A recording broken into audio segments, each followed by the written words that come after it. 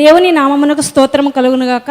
మన ఆత్మీయ దైవజనులైనటువంటి reverend Paul Emmanuel గారికి, అలాగే దైవజనురాలైనటువంటి నిస్సీ పాల్ గారికి నా హృదయపూర్వక వందనాలు తెలియజేసుకుంటున్నాను. మా అమ్మగారికి అనారోగ్యంతో ఉన్నారు. షుగర్ వచ్చి ఆ షుగర్ కంట్రోల్లో లేక బ్లడ్ కూడా చాలా తక్కువ పర్సంటేజ్కి వెళ్ళిపోయి, నిజంగా అసలు అంత దీన స్థితిలో మా అమ్మగారిని నేను ఎప్పుడు చూడలేదన్నమాట.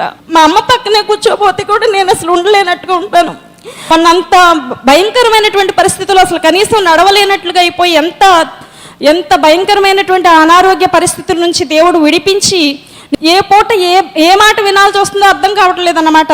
అంత భయంకరమైన పరిస్థితి, నరాల ప్రాబ్లమ్స్ లాగా వచ్చేసి ఎంత భయంకరమైనటువంటి అనారోగ్య పరిస్థితుల నుంచి దేవుడు విడిపించి, నేను ఆన్లైన్ ప్రేయర్లో నేను కూడా ప్రార్థన చేస్తాను. మా దైవజనులు ఎంతో ప్రార్థన చేశారు, దైవజనురాలు ప్రార్థన చేశారు, సంఘంలో అనేక బిడ్డలు మా గురించి తెలిసిన వారు ప్రార్థన చేశారు. నన్ను ఇంత మంచి సంఘంలో ఇంత మంచి దైవజనులు దైవజనురాలు సంఘాన్ని దేవుడు మాకు ఇచ్చినందుకు దేవుని నామానికే మహిమ ఘనత ప్రభావములు చెల్లిస్తూ యేసు నామములో వేడుకొంచున్నాను. ఆమేన్.